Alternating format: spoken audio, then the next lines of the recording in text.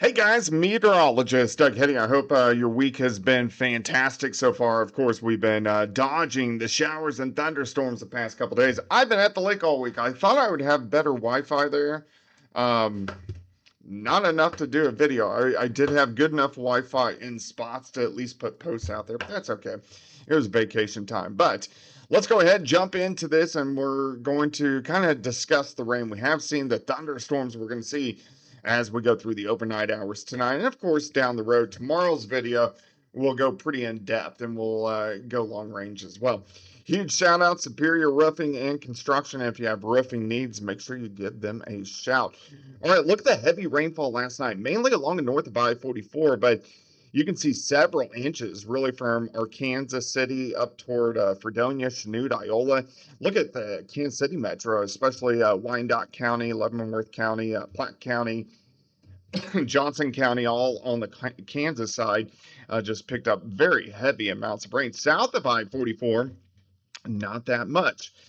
But that's going to be the area that gets the showers and thunderstorms as we go through tonight. So, of course, we had heavy amounts of rain that pushed through earlier today. Now, most of the action tonight is really going to be along and south of Interstate 44 as we go through the next several hours. But some of those storms could be a little bit on the beefier side as we go through the night. Already, we have a couple thunderstorms starting to pop up. So you can see some just west of Bartlesville, just east of Tulsa. These will expand. Let's look at the last couple frames here. But you can see even a few in eastern parts of Jasper County over towards Springfield. So these are going to expand as we go through the overnight hours. Let me go through time. Here's 10 p.m. So you can see showers, thunderstorms really getting going along the I-44 corridor. Now, we can't rule out one or two random severe thunderstorms. If anything was severe, we're talking about winds at 60 and quarter-size hail.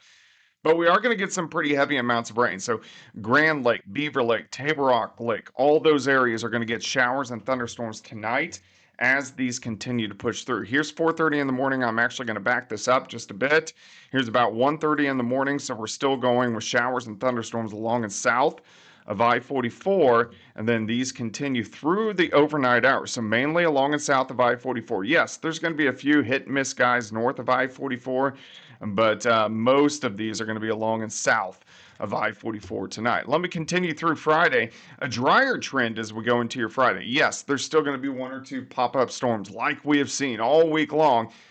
But notice the temperatures. They start to heat. We go into low to mid 90s again. Heat indices near 100 degrees. Any storms that do fire on you Friday afternoon, these are gone Saturday morning. There's going to be a complex of storms that drive through Iowa, northern Missouri, Saturday morning, but most of us are looking pretty good. Let me take you into Saturday afternoon. Again, a random storm, but overall looks fairly dry. We have a drier trend coming over the next week. Look at these temps. We warm into the mid 90s. I want to give you a sneak peek. Of course, I said tomorrow we're going to do a much more in-depth video and we're going to go long range, but let me give you a little sneak peek of what happens as we get into next week. Of course, this week temperatures, at least the first half of the week, mainly into the 80s, which is below normal. We should be topping out 91, 92, 93 degrees. But it starts to heat up. Here's Sunday. Look at the triple digits. Central Kansas, western Kansas, down through central Oklahoma. Look at the heat increasing as we go into Tuesday. Now we're talking mid 90s, upper 90s. Let me take you to Wednesday. Mainly dry. We're talking mid 90s, upper 90s, and spots near 100 in central Kansas. So it gets a little wild as we go into next week. It's really going to feel like summer. We're in the dog days of summer now. Once you get, I mean, it's July 17th. Once you get this deep into the season, it starts to heat up. We haven't hit 100 yet. We haven't even made it a run at 100 degrees. We haven't hit 97, 98, 99 degrees. We usually hit 100 3 times a summer. Last year, I'd have to go back and look. I think we did it like 20 times. I mean, it was hot. I think we're going to be near average this year, but yeah, we're going to heat things up as we go through the next couple of weeks. Guys, I'll keep you updated. I'll make sure to get you a very detailed video tomorrow morning. Have a great evening.